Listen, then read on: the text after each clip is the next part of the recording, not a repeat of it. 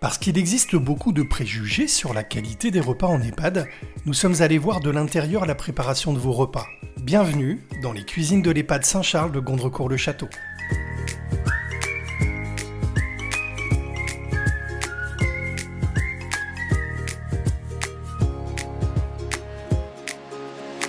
Contrairement aux idées reçues, pas de boîte ni surgelé, l'équipe cuisine avec des produits frais les repas du jour. Les arrivages sont quasi quotidiens, afin de garantir la fraîcheur des préparations.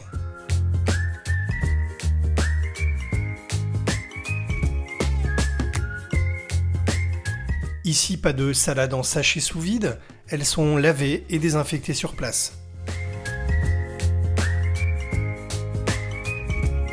Même chose pour les pommes de terre, pas de surgelé, elles sont épluchées et préparées selon les besoins du jour.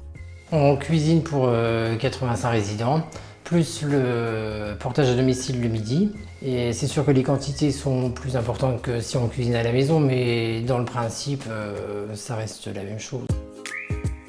Les mijotés sont préparés la veille et cuisent tranquillement en cuisson basse température pendant la nuit, afin de garantir la tendreté des viandes servies aux résidents de l'EHPAD.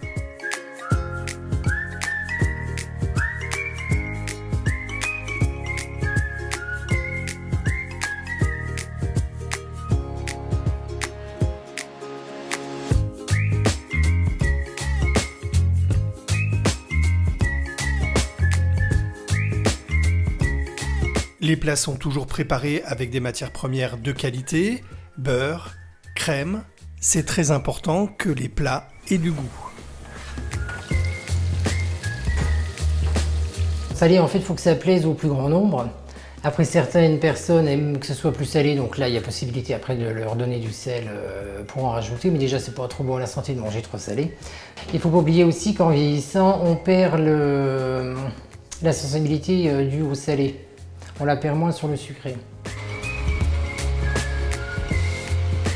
Les soupes sont-elles préparées quotidiennement avec des légumes frais?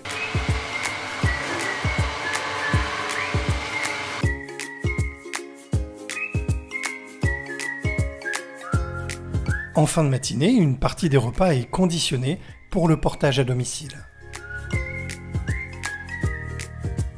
L'une des particularités de la cuisine de l'EHPAD Saint-Charles, c'est de pouvoir proposer aux résidents le manger-main, une façon intelligente et astucieuse de lutter contre la dénutrition.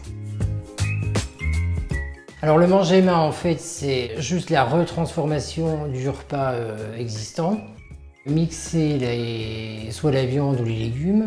Et après, donc, on gélifie, pour que ça tienne après dans la main, de la gomme agar-agar et du carrageenan qu'on doit mélanger à la préparation. Après, on met dans les moules donc pour la viande en forme de plus de poulet ou d'escalope, qu'il faut ensuite repasser au four pendant une demi-heure. Après, refroidir pour pouvoir démouler. Après, mettre en assiette, découper et remettre en température. C'est important de faire du manger-main parce que ça redonne une autonomie à certains résidents.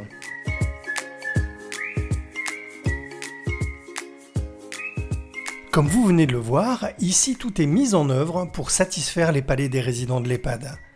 Car manger c'est important, mais bien manger c'est encore mieux.